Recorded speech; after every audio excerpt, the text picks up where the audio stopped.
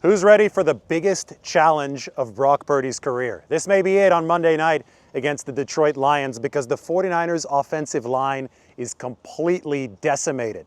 The third string left tackle we saw in last week, Spencer Burford, who's actually a guard to begin with, he's been ruled out of this Monday night football game. Calf issue for Burford. So the 49ers are going to be on their fourth string left tackle, and that is not even the extent of their worries along the offensive line in this game. It's probably going to be Charlie Heck, whom the 49ers just signed. Flew in on Christmas for San Francisco. 6'8" tackle. He does have some starting experience for the Houston Texans. He's going to be in all likelihood at that left tackle spot. But beyond that, Colton McKivitz is questionable with a knee issue.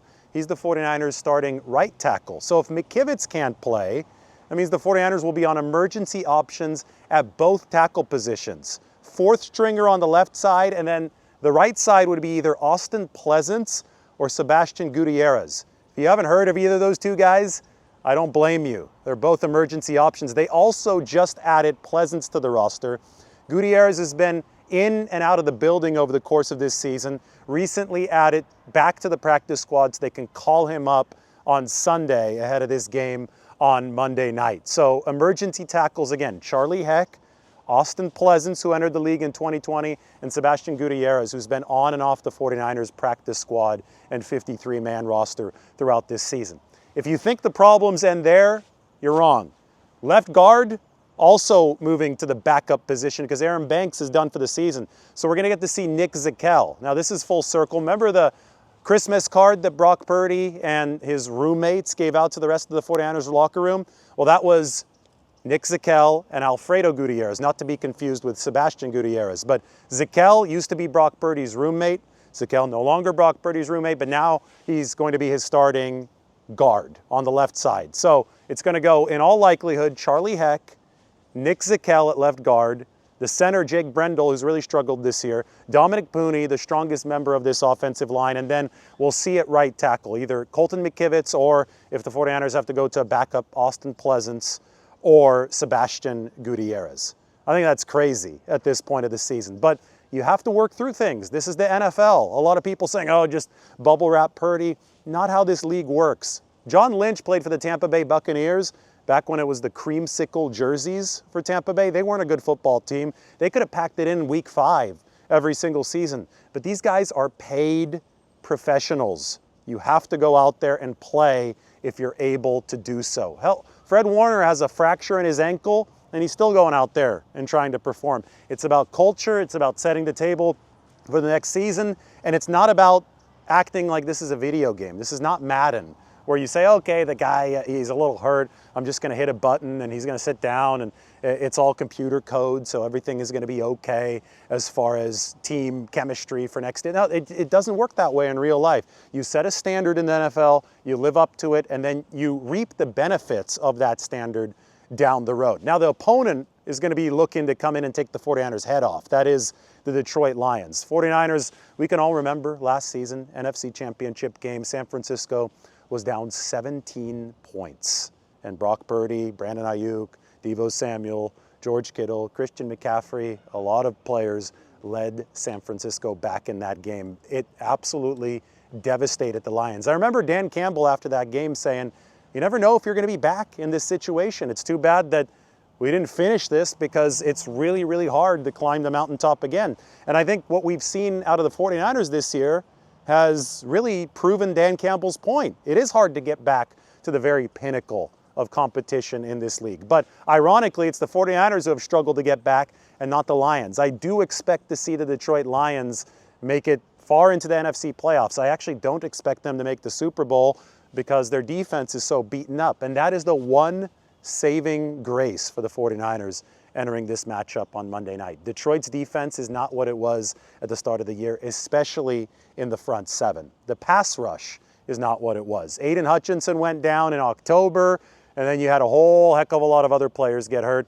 They're starting to get some guys back. Zadarius Smith, they traded for him. So he's going to challenge whoever the hell is playing tackle for the 49ers.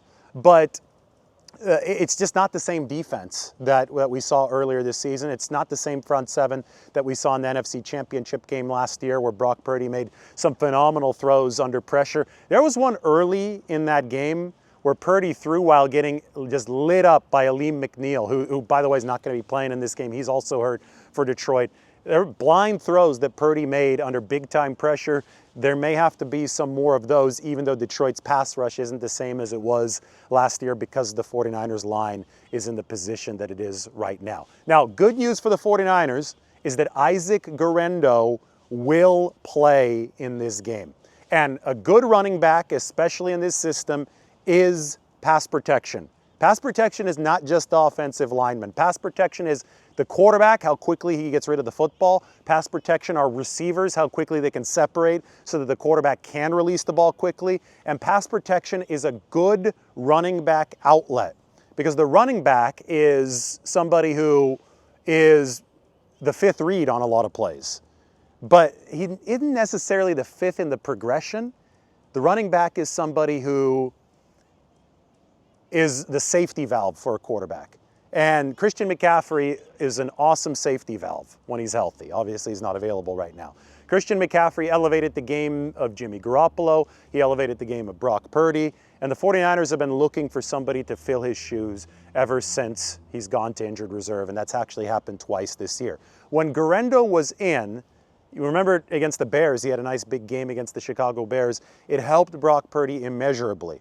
Guys are covered, pass rush is bearing down on you, you can trust where Guerendo is going to be, and you skip from read 2 down to read 5, outlet, dump off, Isaac Guerendo, he can run with the football, and he can pick up a big gain. Really important stuff for the 49ers offense to have that safety valve built in.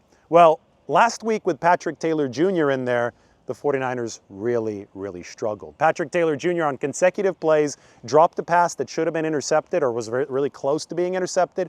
And then on the next play, he released to the incorrect spot in the backfield, which meant that Brock Purdy almost threw an interception that would not have been his fault.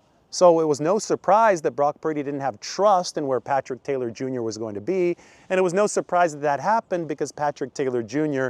was the fifth string running back for the 49ers. So at the very least, the 49ers have moved up from running back number 5 to running back number 4 in this game. It might be of little consolation, but I think it does help the pass protection and the offensive line as they try to spoil part of the Lions' season. Lions are 3.5-point favorites against the 49ers for this game. By the way, we are in Lafayette Park. This is the top of Pac Heights. There are 2 parks in Pac Heights, Pacific Heights in San Francisco. Lafayette Park, the one that we're standing in right now, and Alta Plaza Park. Just down the road that way is Bay Subs and Deli. We're doing a big city tour today. We're going through some of the best sandwiches in San Francisco. That's going to be an epic video. If you're looking forward to that, hit the like button. If you want a big list compilation of where all these best sandwiches are, hit the like button. But Bay Subs and Deli, hidden in Pac Heights, has this bulgogi sandwich on Dutch Crunch bread that is one of the most unique sandwiches I've ever tasted. And that's how we're going to wrap it up with this 49ers update, with a good, nice bulgogi sandwich on Dutch Crunch bread. All right, 49ers Lions coming up next.